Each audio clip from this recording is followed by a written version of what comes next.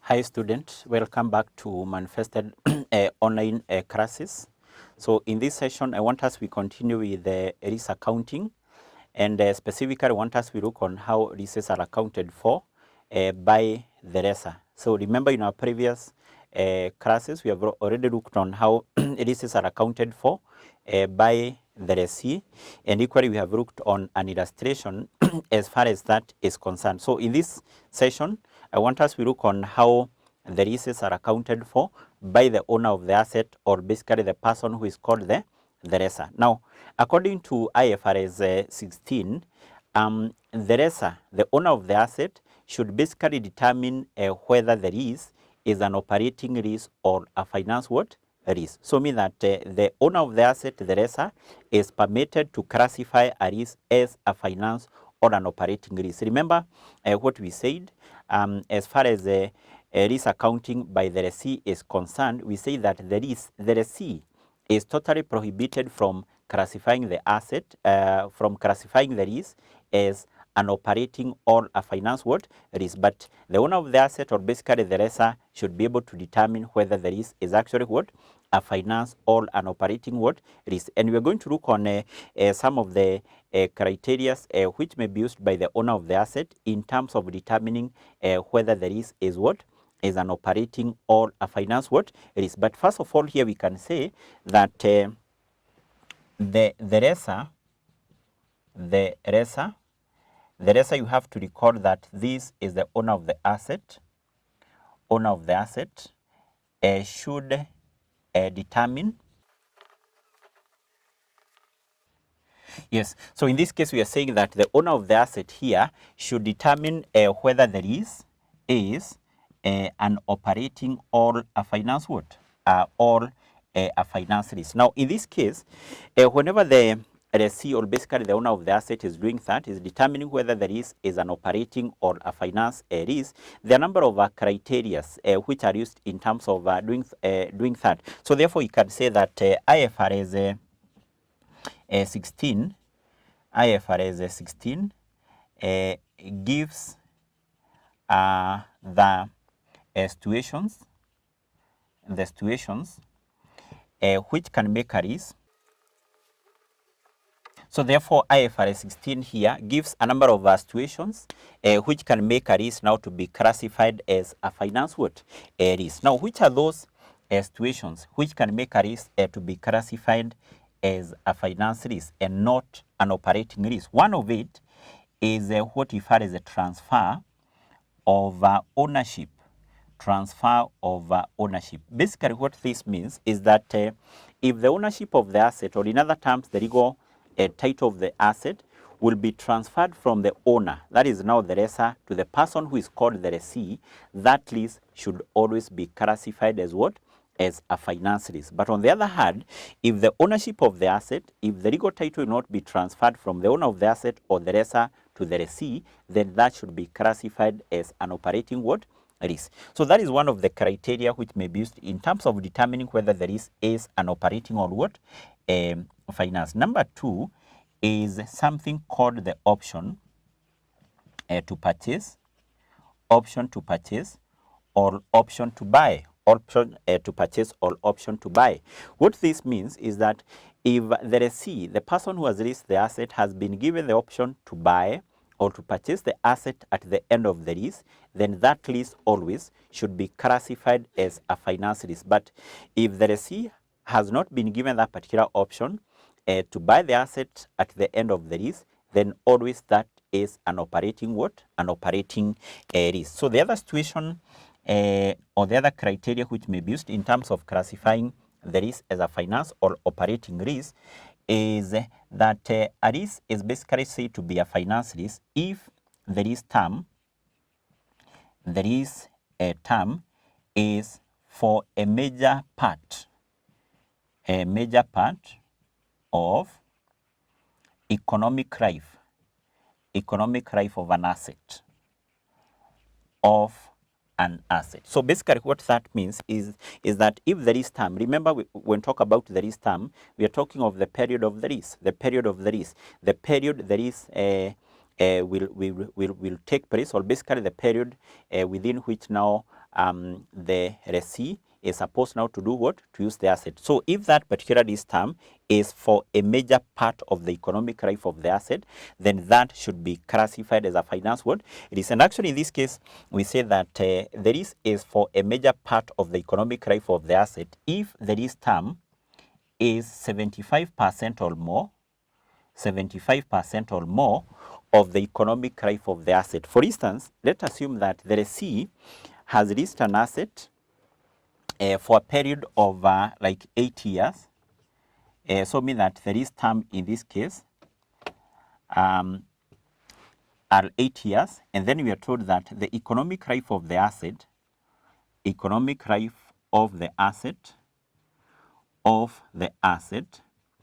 in this case are 10 years, So what we do in this case, we take now the lease term which are 8 years, then express that as a percentage of the economic life of the asset. The economic life of the asset in our case here are 10 years, and then multiply that with 100. So in this case, we are going to get 80%. So because you have gotten 80%, which is more than 75%, then we say that the lease term, which is a period of 8 years, is for a major part of the economic life of the asset. If that is the case, then that lease is classified as a finance what? It is. But if you get a percentage here which is less than 75%, then that should be classified as a finance what? It is. Now, the other situation which can make a lease to be classified as a finance lease, number 4 here, number 4 is if the present value of the minimum lease rentals, at inception date of the lease,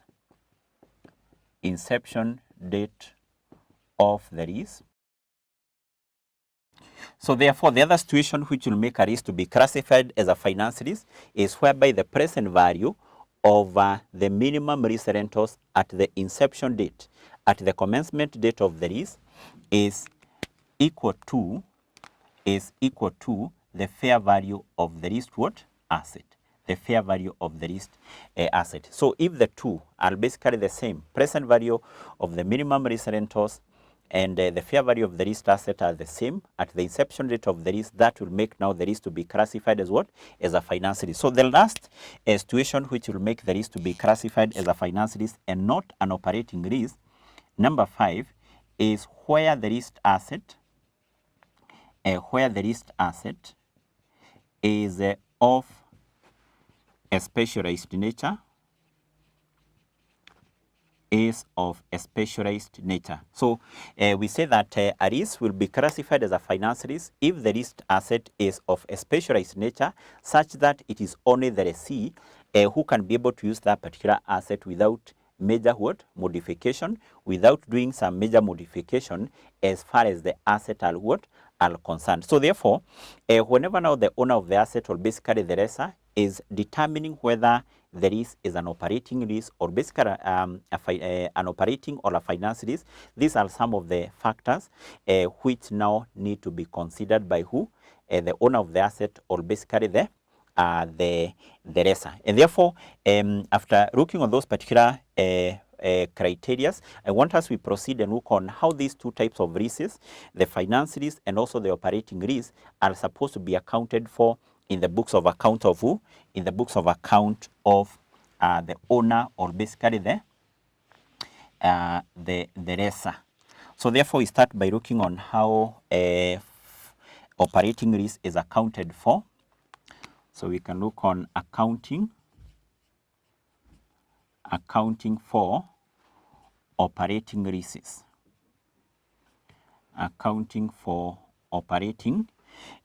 So in this case, first of all, an operating or a lease will be regarded to be an operating lease if such a lease do not meet most of these particular criteria. For example, the ownership of the asset will not be transferred to the lessee at the end of the lease.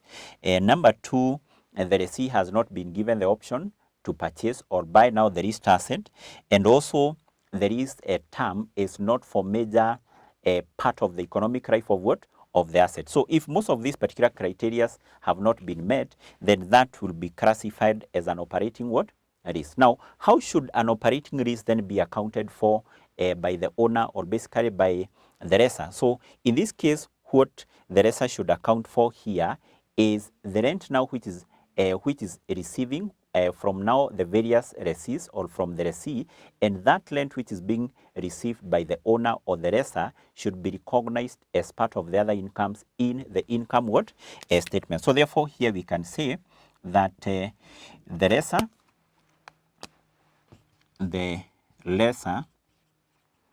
should recognize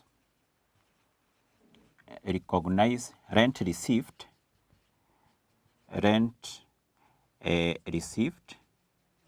as a part of other incomes, in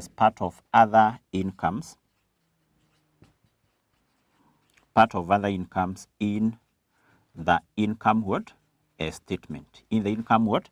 Statement. So that particular rent which is being received by the owner of the asset is what should be recognized as part of the other incomes in the income statement. It is also obvious that the owner of the asset here will still continue recognizing the asset in his books of account, because in this case what we said initially is that under operating risk, the risk and also the rewards associated with the asset will not be transferred to the lessee, to who?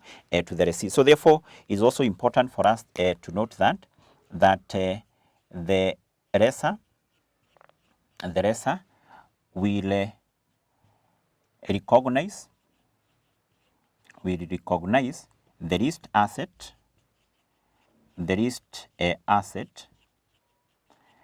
in the statement of financial possession.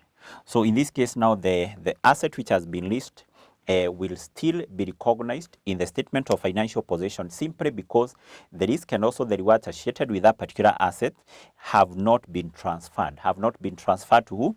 To the lessee. So therefore, in terms of how we account for the operating risk is just simple and straightforward. What the lessor will be accounting for in his books of account is the rent received, and which should be recognized as part of the other incomes in the income statement. And two, the lessor will still continue recognizing the asset in his statement of financial possession and be depreciated in the normal way. In the normal way, simply because the risk and also the rewards associated with that particular asset has not been transferred to the lessee. Then from there, let's look on how we account for the finance risk. Accounting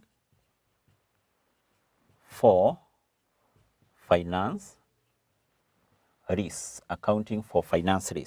So first of all, you have to remember, we have said that a finance risk is basically that particular risk which will have met most of those particular criteria. One, under this particular risk here, the ownership of the asset will be transferred to the person who is called the lessee at the end of the lease. Number two is that the lessee has been given the option or basically the right to do what? To purchase or buy the asset. And number three is that the lease term here is for a major part of the economic life of the asset. So if you express now the lease term as a percentage of the economic life of the asset, you'll get a percentage of you'll get a percentage which is more than 75% or basically 75% or more, or more. Or on the other hand, we have said that if the present value of the minimum lease rentals at the inception date of the lease is equal to the fair value of the leased asset, that will also make now that particular lease now to be classified as a finance what? Risk. You also have to remember what we said, that under the finance risk, the owner of the asset will transfer substantially all the risk and rewards associated with the asset to the person who is called the lessee. And here, because the risk and rewards associated with the asset are transferred to the person who is called the lessee, what the owner of the asset, what the lessor should do, first of all, is to recognize that particular asset in his books of what? Of account. So therefore, here we can say that the lessor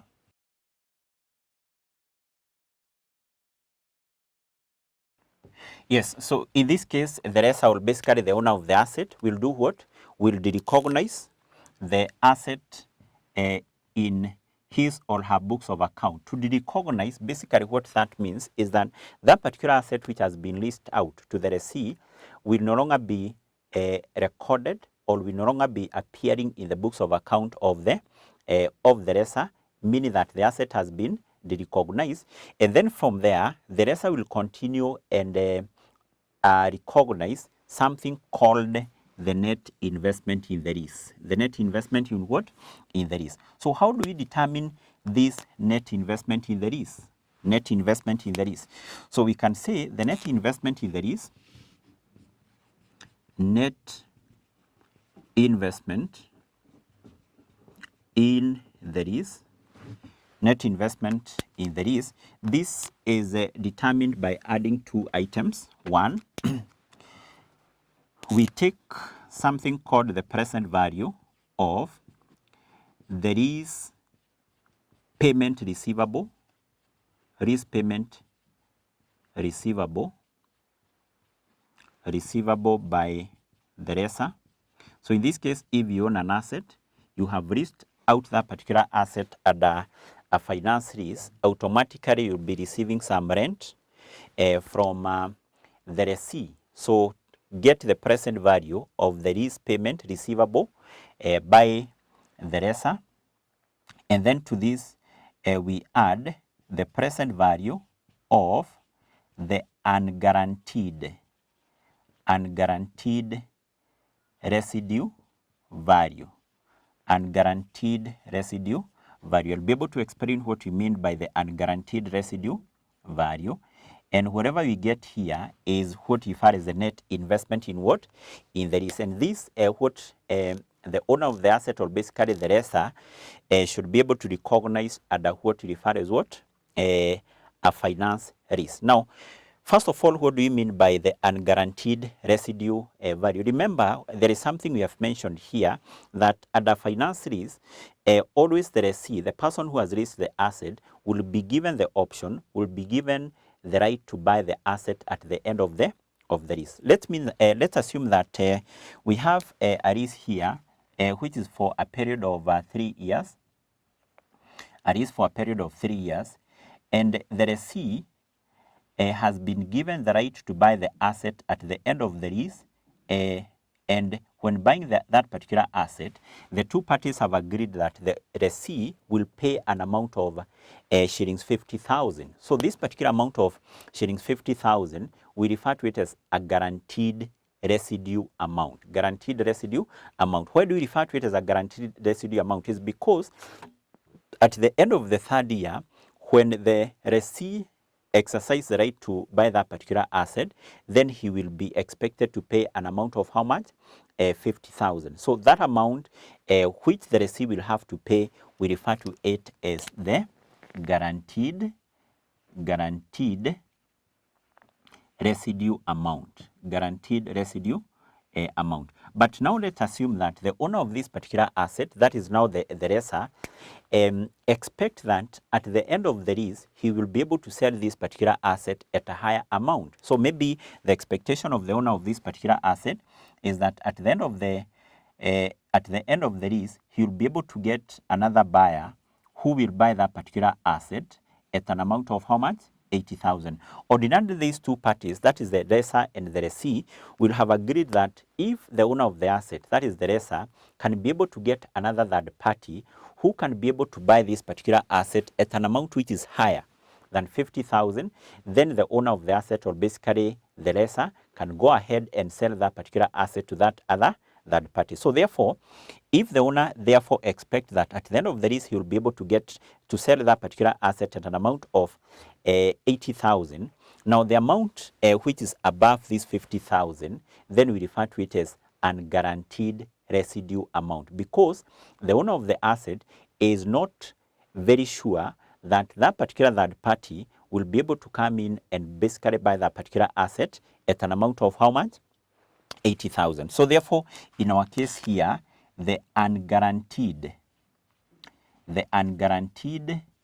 residue amount from this small illustration will be 80,000, the amount which the owner of the asset expect to sell the asset at the end of the lease, minus the amount of money which the lessee will have to pay when buying that particular asset at the end of the lease. So that 30,000, we refer to it as unguaranteed residue amount. The owner of the asset is not very sure, is not assured by the lessee that he will be able to get this particular amount of what? 30,000. So therefore, in determining that particular net investment in the lease, one, we get the present value of the lease payment receivable by the lessor, that is the owner of the asset, and always this include the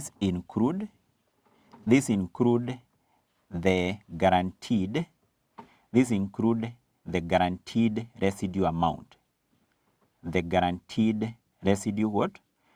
Amount, and then to that we add the present value of the unguaranteed residue amount. Whatever you get there is known as the net investment in the lease, and this should be recognized in the books of account of the owner of the asset, or basically the lessor, as an asset. As what? As an asset, and then from there it should be amortized over the lease term. Over the lease what? A term. So therefore, that is how the finance lease should be accounted for by the owner of the asset, or basically by the lessor, whereby we have said the lessor one, we need to recognize that particular asset in his books of account simply because he has transferred the risk and rewards associated with the asset to the person who is called the lessee, and then he recognized something called the net investment in what? In the lease. And basically that's how we determine what? The net investment in the lease. So I want us to look on an illustration as far as this is concerned. We look on how we determine this particular net investment in what? In the lease. Yes, so we look on an illustration, and the illustration reads, we go through that illustration, and it reads, Aresa, or basically the owner of the asset, entered into a 3-year leasing agreement commencing on 1st of January 2013.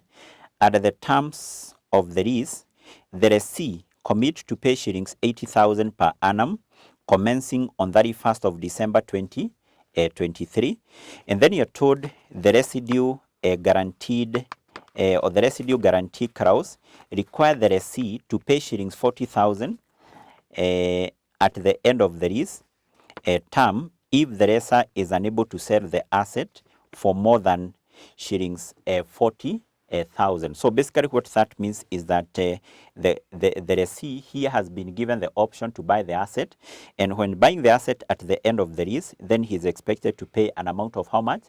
Shillings 40,000. But in this case now, or the lessee will only be expected to pay this particular amount of money if now the owner of the asset, that is the lessor, cannot be able to get another person to buy the asset at a price which is higher than that. And then you're told the lessor, that is the owner of the asset, expect to sell the asset based on the current expectation for shillings 50,000 at the end of the lease. So the owner of the asset here expects that at the end of the lease, then he will be able to sell the asset at an amount of how much?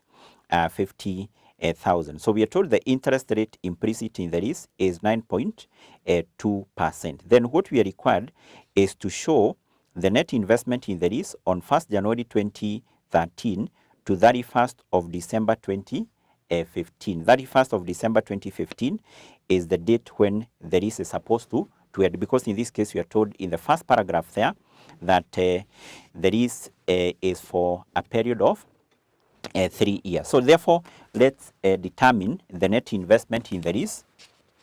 So this now will be our solution in that particular illustration. So the first thing we need to determine here is the net investment in the lease. Net investment in the lease. Yes, so we determine the net investment in the lease at the commencement date of the lease. The commencement date of the lease in our case is 1st of January 2023. So how do we determine this? I've said to determine the net investment in the lease, basically we add 2 items. The present value of the lease payment receivable by the lessor, including the guaranteed what?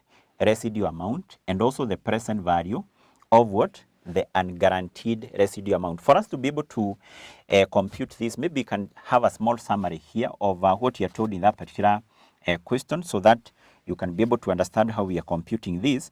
We are told that this particular lease one is for a period of 3 years. So year 1, year 2, year what? Year 3. And that lease commenced on 1st of January 2030. This is now what we refer as the inception date of the lease, the date when the lease commenced. And then you are told under the terms of the lease, the lessee, the person who has leased that asset, commit to pay shillings 80,000 per annum commencing on 31st of December 2013. So the first rent here to be received by the owner of this asset will be received at the end of year 1, automatically the other one at the end of year 2, and the other one at the end of what? Year 3. So mean that this rent is payable at the end of each what? Year. And then you're told the a residue guarantee clause requires the lessee to pay shillings 40,000 at the end of the lease term if the lessor is unable to sell the asset for more than shillings 40,000. So basically what you're told here is that the lessee has been given the option to purchase or buy the asset at the end of the lease term, and in that case the lessee is expected to pay shillings what? 40,000 when buying that asset. This particular amount of money which is to be paid by the lessee at the end of the lease term when buying the asset, then we have referred to this as a guaranteed residue amount. Guaranteed residue amount. And then in the other paragraph, you're told the lessor expect to sell the asset based on the current expectation for shillings 50,000 at the end of the lease. So meaning that the owner of the asset, we are told, at the end of the lease expect to sell the asset at an amount of how much? Shillings 50,000. Shillings 50 what? Thousand. So why are you given this particular amount here? You are given this particular amount for you to be able to determine what we refer to as the unguaranteed residue amount. The unguaranteed residue amount in this case will be equal to what?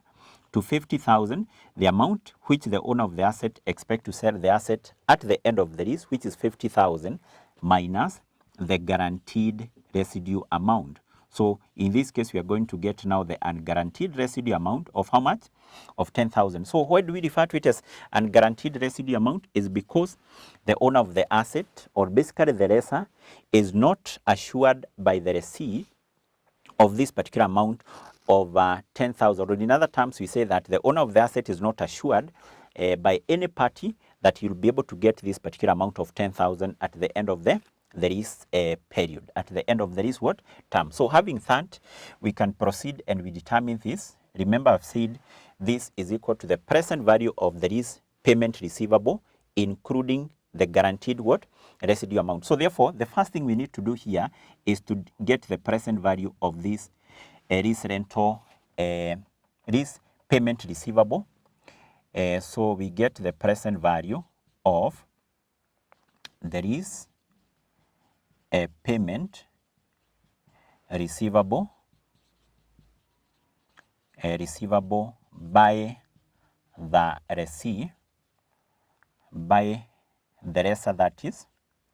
So first of all, let's discount this lease rental receivable, which is an amount of 80,000, and this is an annuity because it is receivable annually. So we multiply that with the present value interest factor of annuity, and the rate which we are applying here will be 9.2%, which is now the interest rate implicit in the lease. So meaning that we multiply this with the present value interest factor at the rate of 9.2 for 3 what? Years. So this will be 1 point, or basically 1 minus 1.092 raised to power negative 3. Our nth here will be 3, and then divided by R, which is 0.09 what? 2. So this now will give us the present value of the minimum lease rentals, and also to this we need to include the present value of the guaranteed residue amount. The guaranteed residue amount in this case we have said is what? 40,000. Now this 40,000 will be received at the end of the 3rd year. So therefore that is a lump sum. So how do we discount a lump sum? We take 40,000, we multiply that with the present value interest factor, which will be computed by taking 1 plus r, which is 0.92. We raise that to power negative n, which is 3, or basically negative 3. So that now will give us the present value of the lease payment receivable by the lessor, and then finally to this we add the present value of unguaranteed residue unguaranteed residue amount. In our case, we know that the unguaranteed residue amount is an amount of 10,000, which now is a lump sum, is an amount of money which the owner of the asset expects to receive at the end of the lease. So therefore, we multiply that with the present value interest factor, which is 1.092 raised to power negative 3, raised to power negative 3. So, and this now will give us the net investment in the lease at the inception date of the lease. So let's compute this. We start with this here. So we first of all compute this present value interest factor. So we have 1.09 raised to power negative 3, and then we deduct that from 1 divided by 0.092 times 80,000 times 80,000, which will give us 198, 198, 101, 198, 101, and then we get now the present value of the guaranteed residue amount. So we have 1.09 raised to power negative 3 times 40,000, which will give us 887, and then finally we get the present value of the unguaranteed residue amount, which is 1.092 raised to power negative 3 times 10,000,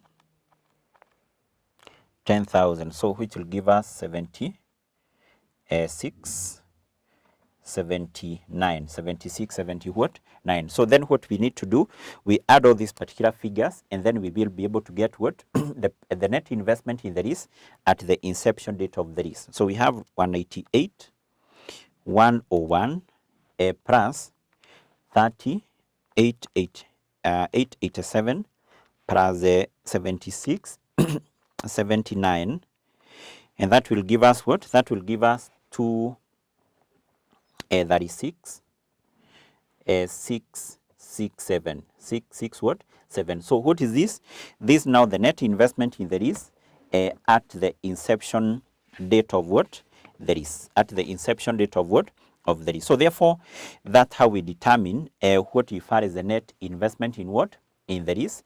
And remember also what you have said is that other than the owner of the asset recognizing that net investment in the lease, he also needs to recognize that particular asset in his books of of account. So therefore, that basically what you need to know as far as accounting for leases by the owner of the asset or basically by the lessor is concerned.